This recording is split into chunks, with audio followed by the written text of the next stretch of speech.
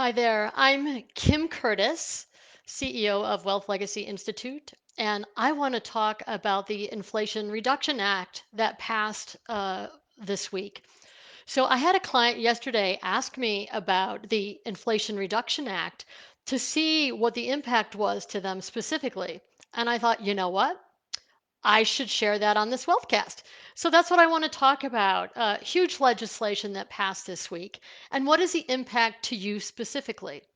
So it was a big, major climate change bill or climate bill that will also make headway on the federal deficit, which last year ended at $28.4 trillion. And it will reduce it, best guess, by about 300 billion.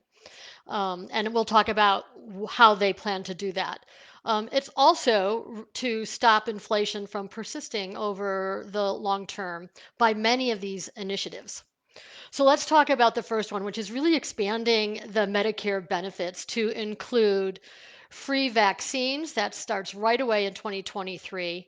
Also, 35 a month for insulin. That's also an immediate start, in 2023. And then it caps out of pocket drug costs to an estimated $4,000 or less in 2024.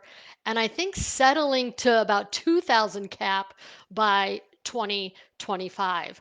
So that can be significant for many, many people as it relates to out of pocket drug costs. And then they also plan to lower energy bills for us by $500 to on average about 1,000 per year.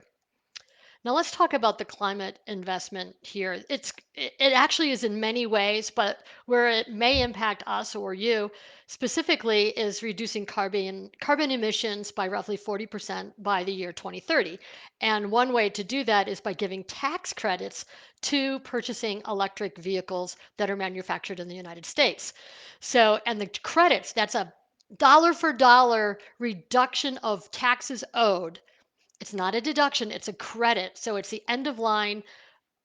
Say you owe 10,000 in taxes, you get a credit of 7,500, you only owe the difference of that 2,500. So that's big. A $7,500 tax credit for new EV vehicles or a $4,000 tax credit for a used electric vehicle. Downside is there is a cap. If you make over 150,000 as an individual or 300,000 filing jointly as a couple on adjusted gross income, you will not qualify for that tax credit. There's also a solar panel credit as well, up to 30%.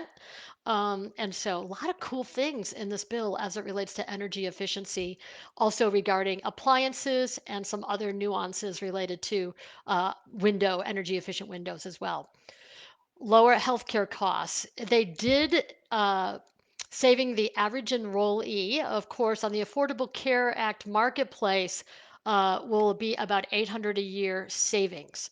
And that has been extended another 3 years up until 2025 for the Affordable Care Act and allows big one Medicare to negotiate prescription drugs. I think of over 100 different drugs that they're opening up for Medicare to finally be able to negotiate prices on that. And then it does close a couple tax loopholes for wealthy. So creating a minimum 15% tax, corporate tax, for those corporations, so that they have to pay a minimum of 15%. They can't get away with having no taxes owed. And then also a 1% fee on stock buybacks. So that was happening a lot where these companies would get money from the federal government, and instead of hiring more people for more jobs, they were buying back their stocks to get healthier as a corporation. So now there's going to be a fee for when they do that, and I think that's a great idea. It also directs money to the IRS, which means that the IRS will have more money to audit us. They'll have more people in the field, they'll be able to do more work. And so recognize that the IRS that was gutted over the last several years will now be able to hire more agents and do more audits. So that's kind of a very quick summary of the Inflation Reduction Act of 2022. I hope you get excited about some of the energy efficient incentives regarding tax credits, and that it may make a difference as to what you do in the future. So if you like it, share it with others, pass it around along, and thank you for your time. Bye bye.